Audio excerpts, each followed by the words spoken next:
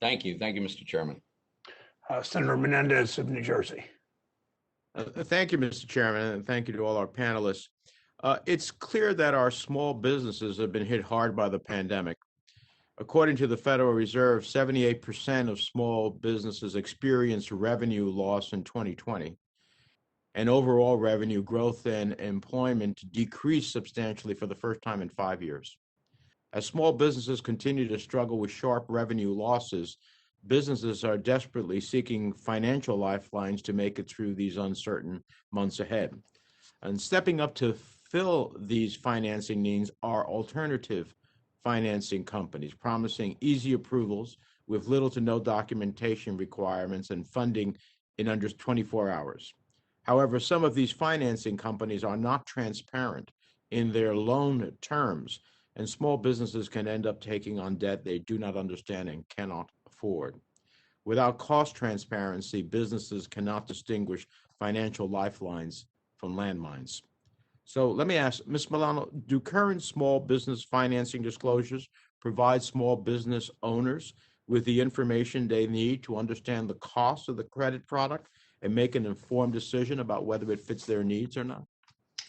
Well, while some states have taken steps to set disclosure requirements for small business loans, at the federal level, there is no standardized disclosure requirements. As you know, Truth in Lending Act disclosures do not apply to small business credit products.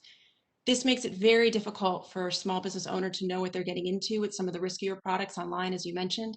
And second, it makes it impossible to comparison shop for the best terms. Some providers disclose rates that are not APRs, but business owners assume they're APRs, leading them to take out financing that's far costlier than anticipated and possibly unaffordable. Well, I appreciate that and completely agree. I mean, the current lack of any disclosure requirements leaves small businesses exposed to deceptive practices. According to the Federal Reserve, current small business loan disclosures often leave business owners unable to make informed comparisons about the price of financing. And additionally, according to the Fed study of online lenders, small business owners found the descriptions difficult to understand or lacking detail about costs and features. So what type of financing terms would small business owners find helpful to bring transparency and uniform disclosures so as to better understand a credit product?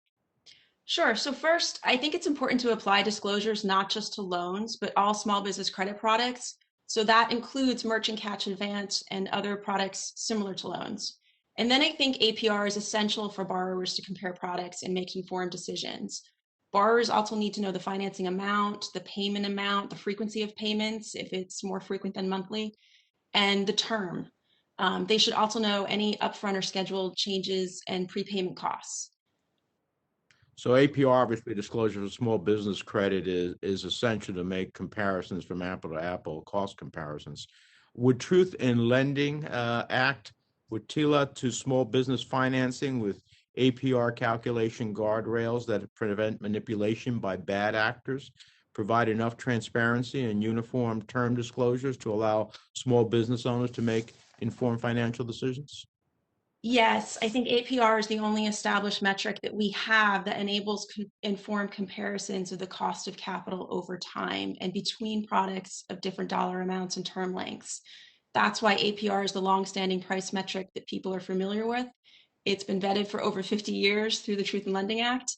And an estimated APR can be used and has been used by some market participants when providing variable term financing, such as merchant cash advances, so that consumers can actually compare those products to loans with fixed APR. Well, thank you. Well, it seems to me that transparent price disclosure is the foundation of a free market, without which price competition effectively fails. And TILA requires transparent disclosures for consumer loans, but not for small businesses. And to ensure a truly transparent and competitive market, disclosure requirements should apply equally, I think, to small business financing products. Congresswoman Velasquez and I are working on a bill to extend TILA to small business loans. And if, as they say, the sun is the best disinfectant, it's time to bring some sunlight to the small business credit. Finally, the administration has taken the important step of setting aside a 2-week window where only small businesses with fewer than 20 employees can apply for the PPP forgivable loans. Ms. Milano and Mrs. Bruce, are there any similar actions along those lines that you would recommend to ensure that minority-owned and other underserved small businesses get equal access to COVID relief? Yes, Senator, thank you, Senator, for the question.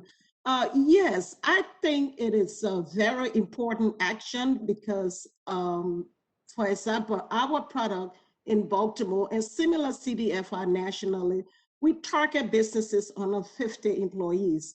And I think this act is important because we provide a lot of technical assistance and capacity building to help those businesses understand what they're applying for. You just talked about the true lending and disclosure, but it's important to provide comprehensive technical assistance, meaning helping them to understand the credit, what they are what they are applying for before they receive the loans and after they receive the loan. This helps to mitigate the risk for default, but also just having resources to provide technical assistance like capital grants, because that's not an income generating product. We provide that in-house, and it would be great if there's products similar to what on the housing industry is doing for pre and post counseling for home ownership. We need similar stuff, product like that on the small business side, because education is important, especially if they understand the risk they are taking on. It helps to mitigate defaults and help them improve the cash flow. So this is a great step, first step in helping targeting small businesses with 20 or less employees. So thank you. Thank you, Mr. Chairman. Senator Rounds